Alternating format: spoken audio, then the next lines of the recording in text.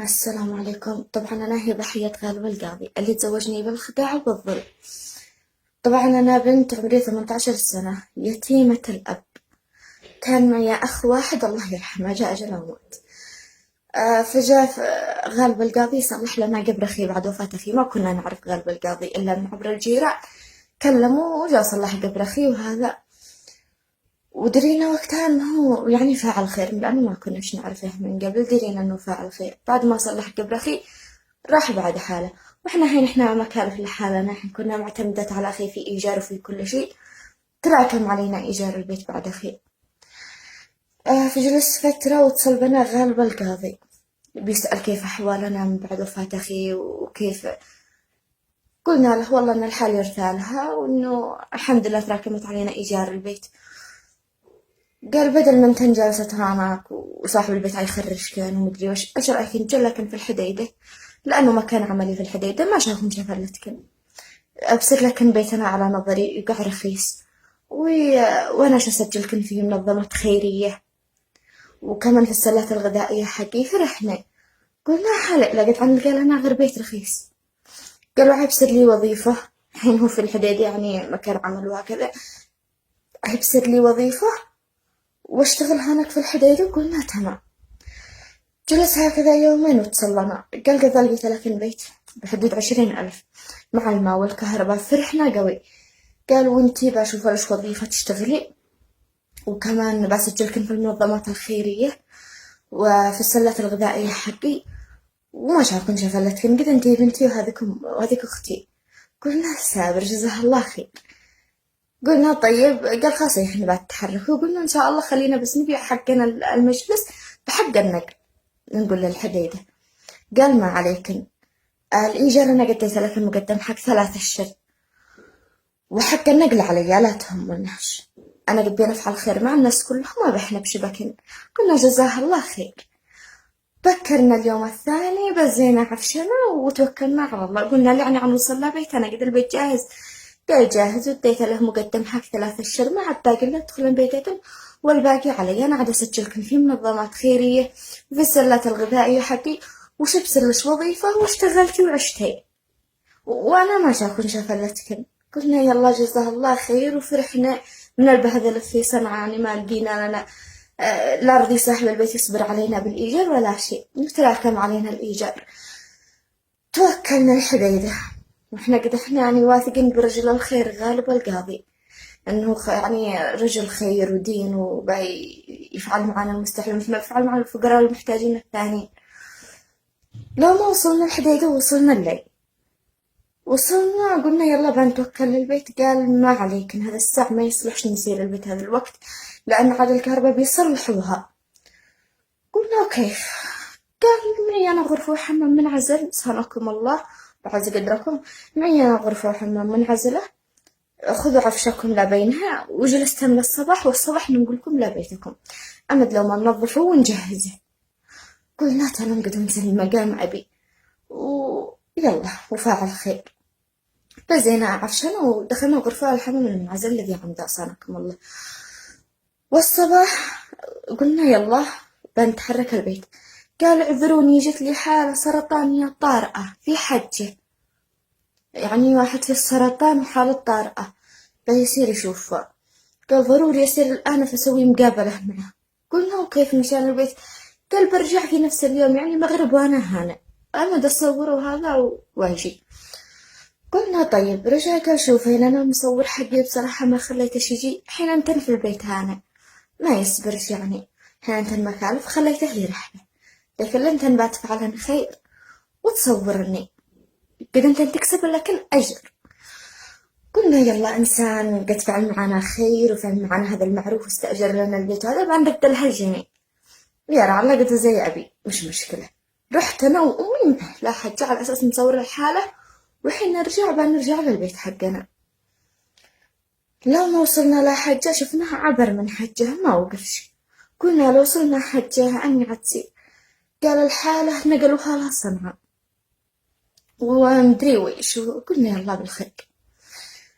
قال خلاص قال انت معي قد انت في الطريق خلنا نواصل. كم ما قد هذا كملنا وحنرجع في نفس اليوم لا تقلقنش. قلنا سافر خيرة الله، قد احنا في الطريق. وصلنا صنعاء العشية الساعة على ما أظن 9، لو ما قدحنا في صنعاء قلب هذا الخبر هذا كله انقلب. قال الحين قد انتن في صنعاء، قد انتن في بلادكن. عذرا اني انا ما بقدرش اتكفل فيكن وانا ما اعرفكن ولا صرفكن ولا شيء. ايش يقولوا الناس علي؟ قلت يا ابن الناس يعني ايش اديتني لهنا على اساس ايش؟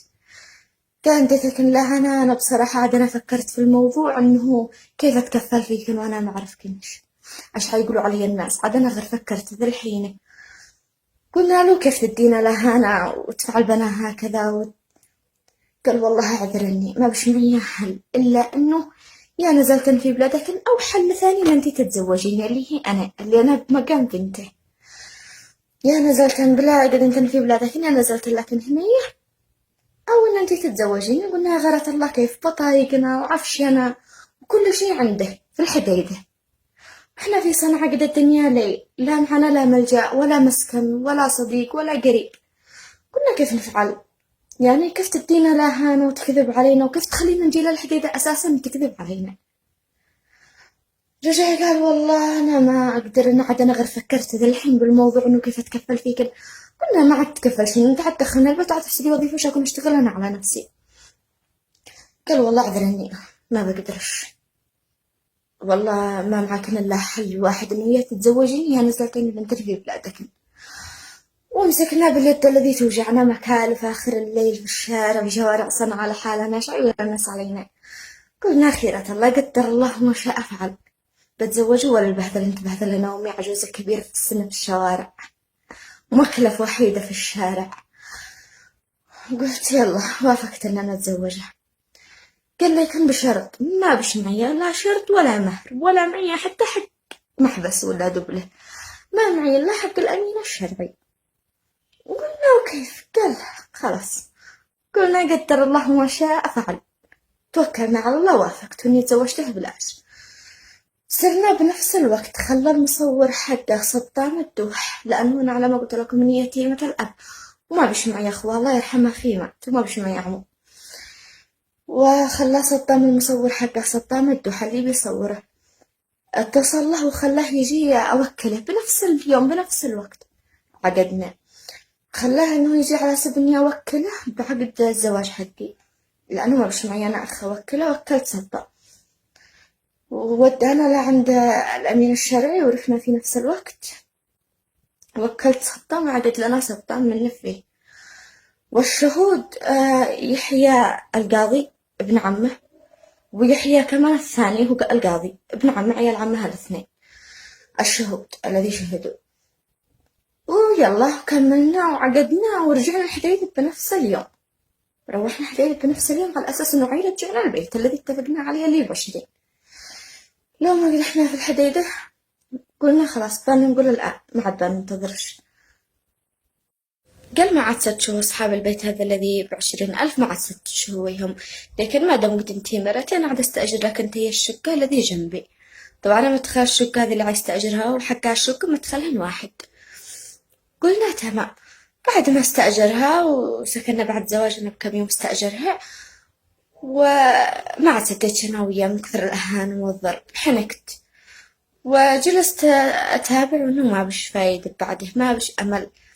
يعني شرد بنا في الحديدة. آخر حاجة أنا تعبت قدمت شكوى لقسم 7 يوليو. والله كانوا يفعلوا جهدهم، لكن المشكلة إنه قلت كان يهرب ما كان شي يواجه، كان يهرب. لا مرة جو يدوروا على ما لقوا لا باصة، هو مخباه في الشكو وكان يجاوبهم صدام الدوح كان يقول ما بحدوا. بزوا الباص حقه حجزوه يمكن أسبوع وهو محجوز عندهم في قسم 7 يوليو. ورجعوا خرجوه مقابل أنا أتنازل يعني عن القضية مقابل طلاقي.